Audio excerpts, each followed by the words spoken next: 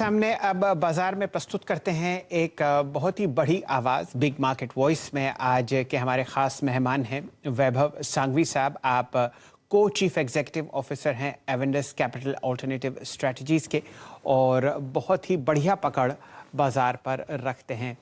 हज़ारों करोड़ रुपए निवेश करवाते हैं बड़े बड़े निवेशकों का, और बहुत ही अच्छी तरीके से बाज़ार को समझते हैं, कहाँ पर बाइंग अपॉर्चुनिटीज़ हैं, कहाँ पर हाथ नहीं लगाना और कहाँ पर आपको बिकवाली करनी है। वैभव साहब को सब पता है।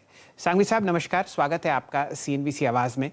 एक बहुत खूबसूरत ज़रा पिक्चर बनाइए हमारे दर्शकों के लिए, किस हिसाब से आप जैसे बड़े घरेलू निवेशक इस वॉलेटिलिटी को देख रहे हैं, कहाँ आपको अपॉर्चुनिटी दिखती है खरीदारी की और कहाँ आप अभी भी परे बैठे हैं?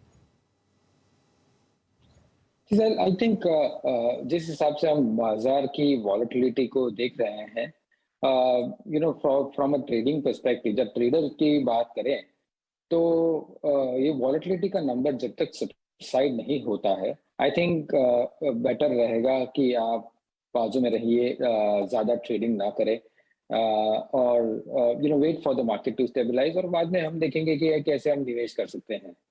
हावेवर अगर समझो आप medium to longer term outlook देख रहे हो, देन ये पैनिक यूज करनी चाहिए कि क्वालिटी बिजनेस में एंटर करने के लिए, क्योंकि हमें लगता है कि नेक्स्ट मंथ में again there are very important events काफी 3 इंपॉर्टेंट इवेंट है। वन इज बेसिकली 10 तारीख को यूपी इलेक्शन रिजल्ट है, दूसरा LIC IPO है, और तीसरा फेड मिड मार्च में फेड इवेंट भी है जहां इंटरेस्ट रेट की बढ़ोतरी की संभावनाएं हैं। सो ये तीन इवेंट काफी इम्पैक्ट करेगी मार्केट को और वॉलेटिलिटी बरकरार रखेगी। So in the immediate short term, probably from a trading perspective, I think one should remain away.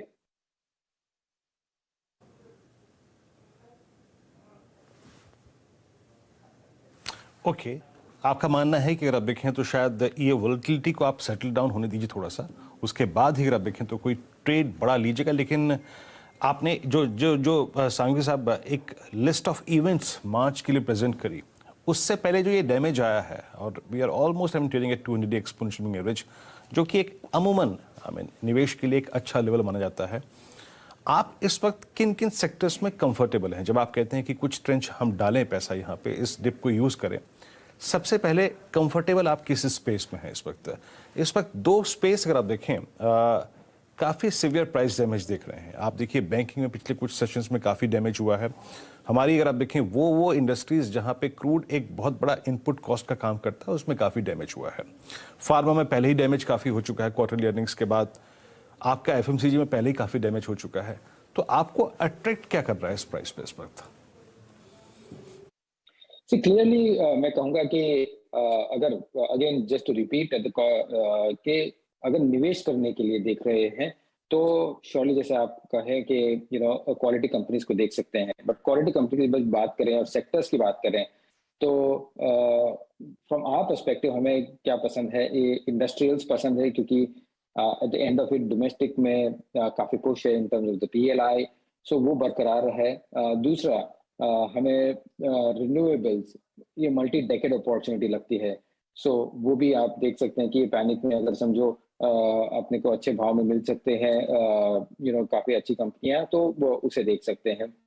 Banking हम पॉजिटिव हैं, हालांकि हम प्रेशर देख रहे हैं लास्ट वीक और 2 वीक्स जिस हिसाब से ग्लोबल इवेंट्स हो रहे हैं उसके कारण, but banking at the lower levels हमें बहुत अच्छे लग रहे हैं, स्पेशली प्राइवेट बैंक्स जिसके पास रिस्क कैपिटल है, इंफ्रास्ट्रक्चर है, और ग्रोथ भी अभी क्रेडिट ग्रोथ भी आप देख सकते हैं एज वेल। सो वैल्यूएशंस भी थोड़े रिलेटिवली कंफर्टेबल है बैंक्स में। सो ये तीन स्पेस हमें अच्छे लगते हैं। From quarterly results perspective IT फिर भी ठीक करेगा और फार्मा थोड़ा सबड्यूड रहेगा, सो ये भी हमें थोड़ा ध्यान रखना चाहिए बिफोर गेटिंग इन। वैभव जी, आप मल्टीपल पोर्टफोलियोज मैनेज करते हैं, अलग अलग सेक्टोरल थीम्स, ब्रॉडर मार्केट्स और मार्केट कैपिटलाइजेशन के हिसाब से आपका निवेश होता है। ये बताइए कि पिछले अगर हम 2 महीनों का दायरा देखें, समझिए जनवरी शुरू और अभी हम लोग मार्च में बैठे हुए हैं, कितना प्रतिशत पैसा आपने, कितना प्रतिशत एसेट अंडर मैनेजमेंट जो आपका है वो अभी कैश में है? नहीं, हमारी कैश लेवल्स काफ़ी हाई है at this point in time, और इनफैक्ट हमारी कैश लेवल्स हम दिसंबर के बाद ही शुरू कर दी थी इंक्रीज़ करने के लिए। हम 2 चीज़ करते हैं कि जब भी हमें वॉलेटिलिटी दिखती है मार्केट में, और जब भी हम थोड़ी अनसर्टेनिटी ज़्यादा दिखती है बिकॉज़ के वेरिएबल्स काफ़ी हो रहे हैं नए-नए, तो उसी उसी समय हम के एक्सपोज़र डिक्रीज़ करते हैं। एट द सेम टाइम जो हेज परसेंटेज है वो भी इंक्रीज़ करते हैं। हमें एब्सोल्यूट रिटर्न में बिलीव करते हैं, ना ही बेंचमार्क रिटर्न में, इसलिए वो प्रेरोगेटिव हमारे पास है कि हम जाके कैश लेवल्स में भी बैठ सकते हैं। तो at this point in time अगर आप पूछे कि कैश लेवल्स हाई है, yes of course cash levels high है। और अगर फॉलो अप क्वेश्चन बोले कि हम कब कब डिप्लॉय करेंगे, जैसे मैंने कहा कि वॉलेटिलिटी कम होगी तब देखेंगे, और एट द सेम टाइम ये 3 इवेंट्स जो मुख्य इवेंट्स आ रहे हैं नेक्स्ट मंथ में, वो पास होने के बाद उसका आकलन करेंगे, और उसके बाद हम थोड़ा एग्रेसिव मार्केट पार्टिसिपेशन करेंगे। ओके, आपके कैश लेवल्स अगर आप देखें काफ़ी हाई हैं और थोड़ी सी वोलेटिलिटी सेटल डाउन होगी तो आप अगर आप देखें डेफिनेटली उसमें एक भाग लेंगे बाजार में उस वक्त। अच्छा वैभव जी, जब हम कहते हैं कि भाई ब्याज दरें बढ़ने वाली हैं, अब यूएस में अगर आप देखें 25-50 बेसिस पॉइंट का हाइक होने वाला है मार्च में, तो इसमें कोई दो राय नहीं है कि ग्रोथ है। जी हाँ, पिछले 5 दिन से ये वॉर फैक्टर्स हमको ट्रबल में डाल रहे हैं, लेकिन ग्रोथ थी और है, वो इसमें कोई दो राय नहीं है। आज से लगभग 2 महीने पहले एक सेक्टर जो कि ओवर हीटेड था, आईटी, और बहुत स्ट्रांग नंबर्स थे, कुछ एट्रिशन इश्यूज थे, कुछ मार्जिन इश्यूज थे, लेकिन टॉप लाइन में कोई सब्सटेंशियल स्ट्रेंथ थी। Mid cap IT over heated था। ये जो 2-3 महीने का प्राइस डैमेज है, जब आप कहते हैं कि आप कैश डिप्लॉय करेंगे, थोड़ा सा वोलेटिलिटी सेटल हो जाए, उस वक्त आप आईटी को कितनी प्राथमिकता देंगे? ये आईटी को डेफिनेटली हम पॉजिटिव नज़रिए से देखेंगे, क्योंकि ये क्वार्टर का रिजल्ट्स तो छोड़ दीजिए, लेकिन जिस हिसाब से बिजनेस कमेंट्री आई हुई है, तो the robustness in the business model बहुत ही अच्छा है। नए नए एरियाज खुल रहे हैं रेवेन्यू के, और कंपनीज देमसेल्व्स वो निवेश कर रहे हैं नए नए एरियाज में in terms of technology. So I think जिस हिसाब से क्लाउड अपॉर्चुनिटी कंटिन्यूड है, और जिस हिसाब से ब्रेथ ऑफ द क्लाइंटेल जो जिस हिसाब से बढ़ रहे हैं, हमें लगता है कि revenue stability for the next year तो अच्छी रहेगी। जैसे आपने कहा कि वो थोड़ा वैल्यूएशंस करेक्ट हुए हैं। आई थिंक फेड इवेंट एक है जो हम क्लोजली वॉच करेंगे। अगर समझो ज़्यादा 25 नहीं ना 50 बेसिस पॉइंट हुए और हॉकिश पॉलिसी रही, तो ओवरऑल आईटी थोड़ा सबड्यूड रहेगा। बट अगर 25 बेसिस पॉइंट हुई और गिवन द जियोपॉलिटिकल कंसर्न्स, अगर डविश कमेंट्री रही, तो हम ओवरऑल नेक्स्ट ईयर की गाइडेंस के हिसाब से देख सकते हैं कि थोड़ा मोमेंटम आईटी सेक्टर में बढ़ सकता है वहां से। बट एज आई सेड, ये इवेंट्स का आकलन करना बहुत ही जरूरी है before taking a fresh call on these sectors. Vaibhav ji, हम लोग ऑटो स्टॉक्स में खासकर 2 व्हीलर्स और कुछ हद तक 4 व्हीलर स्टॉक्स में एक अच्छा बाउंस देख रहे हैं पिछले एक आध महीने में, बावजूद इसके कि कोई खासा मोमेंटम आपने उनकी वॉल्यूम सेल्स में नहीं देखा। क्या ये यहाँ पर 2-1 महीने परेशानी में थे वैल्यूएशन के हिसाब से? ऑटो ने कुछ खास ना सन 2021 में किया, और सन 2022 की जो शुरुआत थी वहाँ पर कुछ उम्मीदों की किरण दिख रही है। क्या आप निवेश कर रहे हैं इस सेक्टर में, जहाँ पर वैल्यूएशंस अगर आप 5 साल के एवरेज पर देखें तो फिलहाल कम से कम रिलेटिवली आपको बढ़िया दिखती हैं? नहीं, एब्सोल्युटली, बहुत ही सही बात कही आपने, क्योंकि ऑटो एक ऐसा सेक्टर है जहाँ वैल्यूएशंस कंफर्ट है। सेकेंडली, जितने भी नेगेटिव फैक्टर्स आने थे, इंक्लूडिंग कि आपके रॉ मटेरियल प्राइसेस बहुत ही हाई है, या डिमांड अब तक जितनी भी थी वो थोड़ी ल्यूकवार्म थी। एट द सेम टाइम जो इलेक्ट्रिक का जो नया दौर आ रहा है, वो चेंज और ट्रांजिट भी हो रहा है। तो जितनी भी आप बिजनेस के हिसाब से अगर नेगेटिविटी देखते हैं, तो ऑलरेडी फैक्टर्ड इन है ये वैल्यूएशंस में। यहाँ से हमें लगता है कि जैसे ही ये जियोपॉलिटिकल कंसर्न्स एब होते हैं, और सेकेंडली कि चाइना में अगर हम देखें कि विंटर ओलंपिक्स के बाद जब सप्लाई चेन फुल फोर्स में वापस आ सकती है, तब हम देख सकते हैं कि आफ्टर दैट कि आपके रॉ मटेरियल प्राइसेस में थोड़ा ही ईज होना चाहिए, और उसी के कारण हम मार्जिन पे भी रिकवरी देख सकते हैं apart from the demand recovery.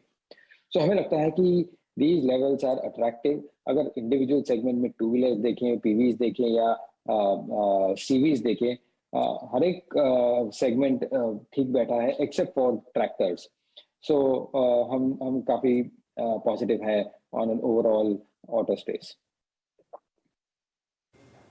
Auto space में अगर आप देखें आप काफ़ी पॉजिटिव हैं, काफ़ी अगर आप देखें खुली हुई और एक सुलझी हुई कमेंट्री आपने ऑटो स्पेस में की। वैभव जी, ये जो प्राइस डैमेज फार्मा में लास्ट 2 क्वार्टर्स में हुआ है, अब आप लोग दिमाग लगा रहे हैं कि आप इस स्पेस में कुछ बाइंग करने के लिए, फिर आपको लगता है कि नहीं, कोविड ईरा में जो वैल्यूएशंस या फिर जो प्राइस मूवमेंट हमने देखी थी फार्मा में, उसको अब नियर टर्म में मैच करना मुश्किल है? वो नियर टर्म में डेफिनेटली मैच करना मुश्किल है, बिकॉज अगर आप देखें यूएस में प्राइस इरोजन जिस हिसाब से है, एट द सेम टाइम जो रॉ मटेरियल प्रेशर्स भी है फार्मा स्पेस में, आई थिंक उसके मार्जिन्स थोड़े वीक रहेंगे on going basis, except for those companies जिसने लास्ट 3 साल या 5 साल में निवेश किया हुआ है इनटू R&D, और काफी अच्छी पाइपलाइन बनी हुई है स्पेशलिटी केमिकल्स में या अलग अलग एरियाज में। तो उस हिसाब से हम इंडिविजुअल अपॉर्चुनिटीज को देख सकते हैं, पर broad based pharma sector we are still pretty neutral on an overall basis. Vaibhav ji, बाजार के सामने एक यक्ष प्रश्न है और वो है LIC का IPO। काफ़ी चर्चाएं दिल्ली में कि किस तरीके से इस IPO को दलाल स्ट्रीट पर उतारा जाए और यहाँ पर अच्छा निवेश हो। कंपनी जानी मानी है, हम सब लोग बाज़ार में बड़े हुए LIC ऑफ इंडिया की छत्र छाया में, और यहाँ पर अब आप इसको एक पब्लिकली लिस्टेड कंपनी के तौर पर देखना चाहेंगे। व्यक्तिगत राय आपकी कि क्या यहाँ पर प्राइसिंग हो सकती है, क्या निवेशकों को यहाँ पर पैसा डालना चाहिए, या सरकार को यहाँ पर कुछ मायूसी हाथ लगती हुई दिख सकती है अगले 15-1 दिन में? See, I think LIC IPO, जैसे मैं कहूँगा कि अगर बड़े बड़े इश्यूज आते हैं from overall market health perspective, वो डेवलप ही करता है मार्केट को, और एक निवेश ग्लोबल इन्वेस्टर्स को निवेश की तक भी देता है कि अगर उनको साइज में कोई स्टॉक में एंट्री चाहिए तो वो काफ़ी अच्छी तरह से लिक्विडिटी भी मिल सकती है। सो एवरीबडी नोज कि LIC कितना अहम रहा है देश के लिए। सो इन्वेस्टर्स हमें लगता है कि डेफिनेटली कंस्ट्रक्टिवली देखेंगे, but also will have to see कि किस हिसाब से जो फाइनेंशियल्स हैं उनके वैल्यूएशन किस हिसाब से आते हैं, वो आकलन करना पड़ेगा। वो एक बार इंफॉर्मेशन आएगी उसी के बाद कॉल ले सकेंगे, but from a market perspective I think बड़े इश्यूज आना वो मार्केट के सेहत के लिए बहुत बेहतर है in terms of the liquidity and development. चलिए, तो LIC के IPO और उसके बाद के इम्पैक्ट को भी अगर आप देखें, आपने समझाया। वैभव जी, अब आते हैं थोड़ा सा पीछे चलें, और अगर आप इस हालिया घटनाक्रम को सब्सट्रैक्ट कर दें, घटा दें, इस वॉर सिचुएशन को बजट स्पीच के बाद ही अगर आप देखें, और जब कैपेक्स का अगर आप देखें नंबर आया था, वो डिजिट ने बाजार को काफ़ी अगर आप देखें सेंटिमेंट इंप्रूव किए थे कैपेक्स के नंबर ने। उसके बाद से अगर आप देखें कैपिटल गुड्स पे बाजार का जो नज़रिया था वो काफ़ी स्ट्रांग था, और हम देख रहे हैं इस बार, चाहे वो L&T हो, चाहे वो कमिंस हो, चाहे वो आपका BHEL हो, सिमेंस हो, आज मिड कैप में भी अगर आप देखें कुछ स्टॉक्स अच्छा कर रहे थे। इसमें थोड़ी सी अगर आप देखें इंटरेस्ट बाजार का लौटा है। आप कैपिटल गुड्स पे कितने इस वक्त सकारात्मक हैं, और वही समय अवधि जब आप कहते हैं कि मैं लौटूंगा तो अभी कैश पे अच्छे बैठा हूँ, तो बाजार में डेफिनेटली अगर आप देखें पंप इन करूँगा, पैसा लगाऊंगा पैसा, उस वक्त कैपिटल गुड्स को आप कैसे अप्रोच करेंगे, और इस स्पेस पर आपका नजरिया क्या है? कैपिटल गुड्स और industrials on an overall basis हमें अच्छे लग रहे हैं फंडामेंटल बेसिस पे। जिस हिसाब से हमने जो कंसिस्टेंट पॉलिसी मेकिंग देखी है कि सप्लाई साइड को कंटिन्यूस प्रेफरेंस दिया गया है लास्ट मेनी इयर्स। आप हर एक बजट स्पीच को देखिए, कैपिटल एक्सपेंडिचर का एम्फेसिस बरकरार है। एट द सेम टाइम नए नए एरियाज ऑफ कैपिटल एक्सपेंडिचर भी उभर रहे हैं। जैसे आप ग्रीन एनर्जी देखिए या COP26 के जो जिस हिसाब से कमिटमेंट्स है ग्लोबली, उस हिसाब से हमें लगता है कि जो भी कंपनीज ये प्रोडक्ट्स में एक्सपोज्ड है, उनकी काफी सेक्युलर ग्रोथ अपॉर्चुनिटीज आ सकती है। At the same time last एक क्वार्टर या 2 क्वार्टर में अगर देखेंगे तो ऑर्डर बुक पोजीशंस भी बहुत अच्छे हुए हैं in industrial. So overall basis पे हमें हमारा व्यू, गिवन के PLI हो रहा है, गिवन गवर्नमेंट एम्फेसिस है, और it is translating into order book as well, हमें हमारा व्यू कंस्ट्रक्टिव है ओवरऑल इंडस्ट्रियल बेसिस पे, इंडस्ट्रियल्स पे। और जैसे ही मैंने कहा कि जैसे ही डिप्लॉयमेंट की बात आएगी तो हम ये स्पेस को श्योरली कंस्ट्रक्टिवली देखेंगे टू इन्वेस्ट। वैभव जी, ये प्रश्न जरा हटके है। आप बाजार की रोज की उथल पुथल से दिन भर जुड़े रहते हैं और लंबी अवधि के लिए निवेश भी करते हैं, और जो भी शॉर्ट टर्म अपॉर्चुनिटीज़ आती हैं उनको आपकी टीम, रिसर्च टीम और जो ट्रेडिंग टीम है वो पकड़ती हुई दिखती है आपके क्लाइंट्स के लिए, कस्टमर्स के लिए, एवेंडर्स कैपिटल में। ये बताइए, आपने अपने निवेश जो हैं, इन्वेस्टमेंट्स, उसमें क्या किया पिछले 6 महीने? हमारे इन्वेस्टमेंट्स में तो हमारे बहुत काफी रिस्ट्रिक्शंस होते हैं, सो I'll kind of pass on, because जो हमारा इन्वेस्टमेंट्स है वो बड़ा स्टैटिक होता है जनरली, सो उसमें तो खास कोई फेरबदल हुआ नहीं है। ये ठीक है। मान लीजिए आप देखते ही हैं कि कई लाख हमारे साथ निवेशक जुड़ते हैं। डीमैट के जो नंबर्स हैं उससे ही पता चल जाता है कि लगभग 20-1 लाख नए योद्धा बाजार में जुड़ते हुए दिख रहे हैं। उनके लिए क्या राय है आपके पास? I think this is a very important question, because क्या है कि जो नए इन्वेस्टर्स हैं, और खास करके अगर आप प्रोफाइल देखें नए डीमैट इन्वेस्टर्स या नए इन्वेस्टर्स जो आ रहे हैं मार्केट में, उनका प्रोफाइल बहुत यंग है, एंड दे हैवंट सीन, उन लोग ने देखा नहीं है जो 2008 या 2000 की मंदी या जो भी वॉलेटिलिटी रही है। लास्ट 2 इयर्स जो भी रहे हैं बहुत ही बेहतरीन रहे हैं, और वन वे आपने देखा है मार्केट चले हुए हैं। सो ये एक सलाह देना चाहूँगा कि मार्केट में वॉलेटिलिटी रहेगी, और ज़्यादा एक्सूबरेंट ना होकर कंपनी फंडामेंटल्स को रिसर्च करके वैल्यूएशंस को देख के ही आप इन्वेस्ट करें, या अगर चाहिए तो प्रोफेशनल एडवाइस भी ले सकते हैं।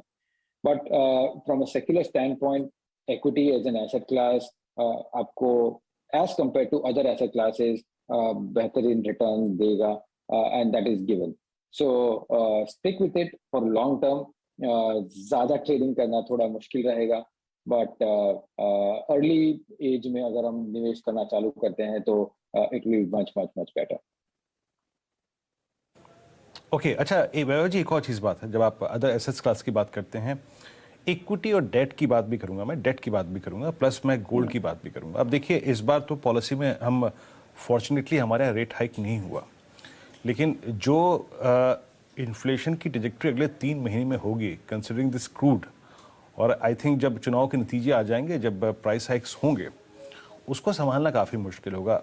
रेट्स अपस्विंग में आ रहे हैं, इसमें कोई राय नहीं है। तो डेट की तरफ आपका कितना झुकाव है, प्लस गोल्ड को कैसे देखते हैं आप इस वक्त? गोल्ड एक ऐसा क्लास है जहां ग्लोबल में कहाँ भी रिस्क होता है तो गोल्ड में प्रेफरेंसेस आ जाते हैं, राइट, और वो टेम्पररी होता है। जब भी स्टेबिलिटी आती है ग्लोबल मार्केट्स में तो आप देखेंगे गोल्ड थोड़ा साइडवेज हो जाता है for a longer period of time. So gold is an anti volatility asset class, जिस हिसाब से मैं कहूँगा। तो secondly, from a debt perspective, जैसे आपने कहा, इंटरेस्ट रेट्स यहाँ से बढ़ने की उम्मीद है over medium term, not very short term. So probably जो ड्यूरेशन प्रोडक्ट्स है वहाँ I'm sure कि फाइनेंशियल एडवाइजर आपको अच्छी तरह से दाखिल, बट हमारा व्यू है कि इंटरेस्ट रेट्स यहाँ से अगर बढ़ेंगे तो लॉन्गर टर्म बॉन्ड्स में थोड़ा प्रेशर आ सकता है in terms of the prices. So possibly है कि शॉर्टर एंड पे निवेश करें, एक बार इंटरेस्ट रेट्स बढ़ते हुए दिखे, कि बाद में आकलन करें कि कहाँ निवेश करना है। जी वैभव जी, लोग ज़्यादातर निवेश करते हैं बुरे वक्त में, कि जब अच्छा वक्त आए तो मुनाफा ना सिर्फ शॉर्ट टर्म में बने लेकिन लॉन्ग टर्म में भी आपका पोर्टफोलियो बढ़िया तरीके से उभरता हुआ दिखे। हम लोगों ने पिछले 6 साल निफ्टी में साल दर साल पॉजिटिव रिटर्न देखा है और सन 2021 में 24% ऊपर ये इंडेक्स बंद हुआ था। वहाँ से अब हम इस वॉलेटिलिटी के दौर से गुजरते हुए दिख रहे हैं। ये बताइए कि सन 2022 आपको इंडिसेस के हिसाब से किस तरीके के रिटर्न देता हुआ दिखता है? See, our view very clear है कि at least for the first 1 quarter or 2 quarters market difficult रहेंगे, purely because जिस हिसाब से फेड का इवेंट है और क्वांटिटेटिव टाइटनिंग की जो उनकी कमेंट्री आएगी आगे, उससे मार्केट थोड़ा डिस्कम्फर्ट महसूस करेगा। और उसी के कारण आप देख रहे हैं कि लास्ट 5 महीने से कंटिन्यूस एफपीआई सेलिंग चालू है फ्रॉम इंडिया पर्सपेक्टिव। हाँ, ऑफ कोर्स वो एक तरफ इंटरेस्ट रेट्स के लिए है और दूसरी तरफ सम रीबैलेंसिंग टू चाइना के कारण भी है, बट ऑन ओवरऑल बेसिस हमने काफी जोरदार सेलिंग देखी है फ्रॉम एफपीआई पर्सपेक्टिव। सो हमें लगता है कि ये फर्स्ट क्वार्टर अगर निकल जाए और probably from second quarter onward जहाँ स्टेबिलिटी आ सकती है, वहां से हम देख सकते हैं कि इक्वली शार्प रिकवरी भी आ सकती है मार्केट में, because we are at a situation वहां जहाँ से एफपीआई का incremental selling at least for longer period नहीं फ्रॉम अ डेटा पर्सपेक्टिव कि हिस्टोरिकली ऐसा नहीं हुआ है। We can never say never, but अगर गेस करते हैं तो यहाँ से हमें लगता है कि एफपीआई टर्न करना चाहिए विद इन फ्यू मंथ्स। अगर वो होता है, डोमेस्टिक पैसा कंटिन्यूस रहता है in from mutual fund perspective और अर्निंग स्टेबिलिटी होती है, तो हमें लगता है कि सेकेंड हाफ में काफी अच्छी रिकवरी भी आ सकती है।